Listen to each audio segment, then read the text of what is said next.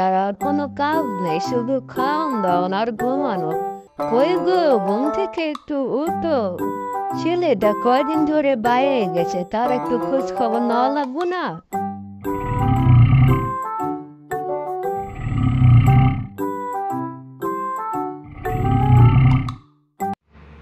গো, ঘুম থেকে একটু ওঠো, মাইয়াটা অনেক কান্না করতেছে খোদার বেলা। এভাবে ঘুমালে তো আর সংসার চলবে না, একটু উঠার চিন্তা ভাবনা করো। ছেলেটা বাইরে গেছে, তার কোনো খোঁজ খবর নাই। আহ সকাল সকাল তোমার জ্বালায় আর আমি একটু শান্তি মতো ঘুমাতে পারি না। ঘুমের ওপরে আর কোনো খাবার আছে নাকি? আগে ঘুমা, তারপরে খাওয়া। তুমি তো এটাই বলবা, তোমার তো কাজ করবো দেই শুধু ঘুম আর ঘুম, পেটে আর ভাত দেওয়া লাগবে না। সে যাই হোক, এখন বলো আমি কি করতে পারি? আর কি জানি বলছিলা? বলছি ছেলেটা বাইরে গেছে, একটু খোঁজ খাবার নাও দরকার না?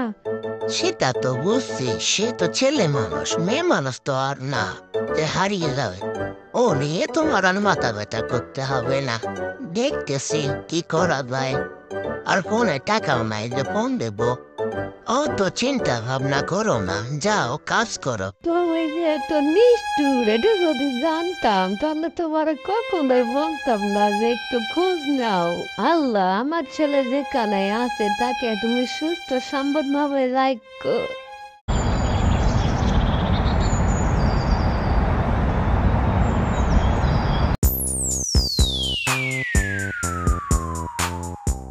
ওটা নিয়ে তোমার কোনো চিন্তা করতে হবে না। মনে করো চাকরি তোমার হয়েই গেছে। কাকা, আপনি কি সত্যি বলতেছেন আমার কি চাকরি হয়েছে? হবে না কেন? তুমি তো আমার বন্ধুর ছেলে, তাই না? কিন্তু একটা শর্ত আছে। আপনি যা বলবেন তাই আমি রাজি, কিন্তু আমার চাকরিটা খুবই দরকার। না, মানে ব্যাপারটা তো বুঝতে পেরেছ। এই সময় হাতটা একটু ফাঁকা। আপনি তো জানেন আমার হাতে কোনো টাকা পয়সা নাই। আপনি আমাকে চাকরিটা ব্যবস্থা করে দেন, পরে আমি রোজগার করে শোধ দিয়ে দিই মনে। দেখো বাবু, তুমি আমার বন্ধুর ছেলে, তাই বলে আমার পেটে একটু ক্ষুধা লাগে না এমন তো আর না। গেটের বাইরে দেখেছো কত লোক দাঁড়িয়ে আছে, তাদেরকে না দেখে আমি তোমাকে ভিতরে ঢুকিয়ে ফেলেছি, বুঝছোই তো? দেখেন কাকা, এখন আমার যাওয়ার মতো কোনো পরিস্থিতি নেই। আপনি আমাকে চাকরিটা দেন, আমি আপনাকে যা লাগে সব দিয়ে দেব, প্লিজ। দেখো বাবু, পেটে তো খিদা আমার এখন, তুমি পরে খাবার দিলে কি আর খিদা মিটবে? এর চেয়ে তুমি অন্যখানে চেষ্টা করো। কাকা, আপনার দুইটা পায়ে পড়ি, প্লিজ আমার চাকরিটা ব্যবস্থা করে দেন। আমি আপনার যা লাগে সব দেব, বললাম তো। আমাদের সংসারের হাল বেশি একটা ভালো না, আমরা খুব অভাবে কষ্টে আছি। দেখো বাপু, আমার দ্বারাই সম্ভব না, তুমি এখন চলে যাও। তুমি কি এখন চলে যাবে নাকি দারোয়ান ডাকবো?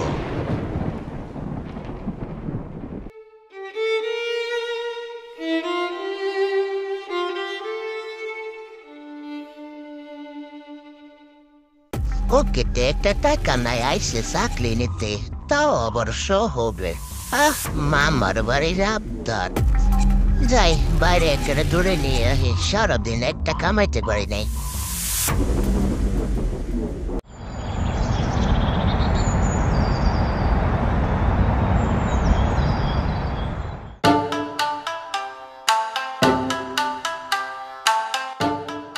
এই যে মামা, আমাকে কিছু খাবার দেবেন, আমার না অনেক ক্ষুধা লাগছে। হ, দেবই তো। পকেটে কি টাকা টুকা আছে নাকি মাগনা খাইতে হবে? মামা, এই শহরে আমি নতুন আইছিলাম একটা চাকরির খোঁজে, আমার কাছে টাকা নাই। সরো সরো, আমার দোকানের সামন থেকে সরো। টাকা নাই আইসে খাইতে, খাবার কি মাগনা আসে আকাশ থেকে পড়ে?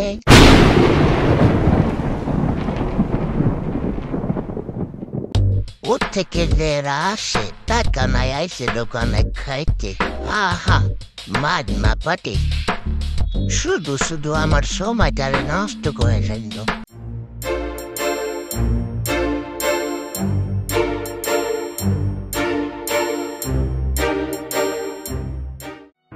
এই যে চাচি শুনছেন, আপনার বাসায় একটু থাকার জায়গা হবে।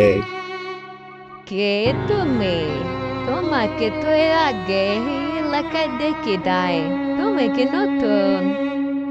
ও কাকি, আমি দেশের বাড়ি থেকে একটা চাকরির জন্য আইছিলাম। চাকরিটা আর হলো না, তাই এই অচেনা শহরে থাকার মতো তো কোনো জায়গা পাইতেছি না। একটু জায়গা দিলে ভালো হইতো। তোমাকে তো আমি চিনি না, তোমাকে আমি কেমনে থাকতে দেব বলো? আমার ঘরে একটা মেয়ে আছে, ছেলে আছে, তুমি তো ডাকাত হতে পারো। হায় রে মানুষ, চাইলাম একটু থাকার জায়গা, এটা নিয়ে তার কত কথা। আমি ডাকাত না, চোরও না, আমাকে একটু থাকার জায়গা দেন প্লিজ। না গো, আমি আর পারলাম না। আমি তোমাকে চিনি না, জানি না তোমাকে আমি কেমনে থাকার জায়গা দেব। এর থেকে তুমি অন্য কাজে চেষ্টা করো, যাও।